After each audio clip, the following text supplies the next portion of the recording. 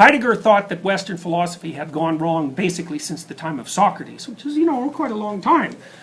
And he said that we became interested in what the world was made of and how we knew things, and what we should have been interested in instead was the nature and quality of being.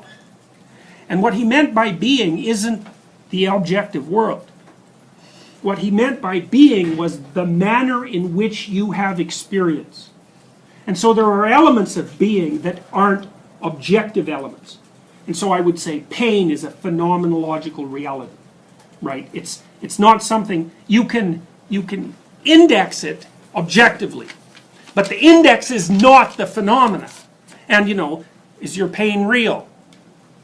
See, this is a question for people who think there's no such thing as meaning.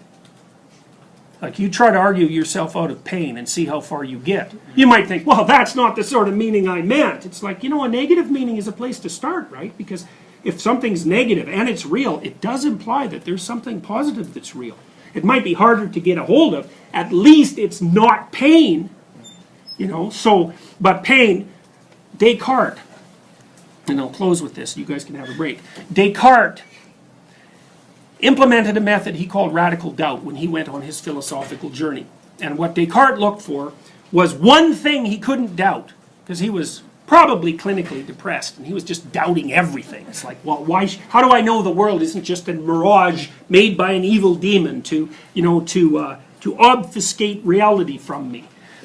Well, his conclusion was the one thing that he could not dispute was that he was and could think. Now, I don't think Descartes really meant what we meant by think. I think he meant more what we would mean by experience. Because thought has become a much more narrowly defined term since the time of Descartes. So I don't think he meant I think, therefore I am. I think he meant something like I experience. I have experience, therefore I am. But regardless of that, modern people think about it as thought. Heidegger was different. Heidegger basically said, the one thing you can't dispute is that experience is your experience. It exists. You can't, it's almost by definition, right? It's like the definition of exist. And then he was interested in what the fundamental elements of existence were. And they're not atoms, like the fundamental elements of the objective world. They're more things like pain. And for me, that was the thing that stopped me from doubting.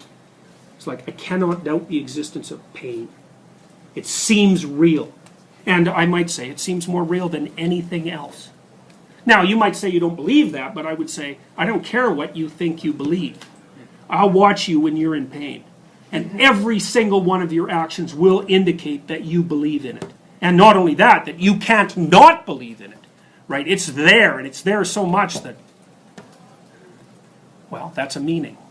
And so it's in that way that Heidegger, at least in part, thought of existence as, or experience as, composed of meanings.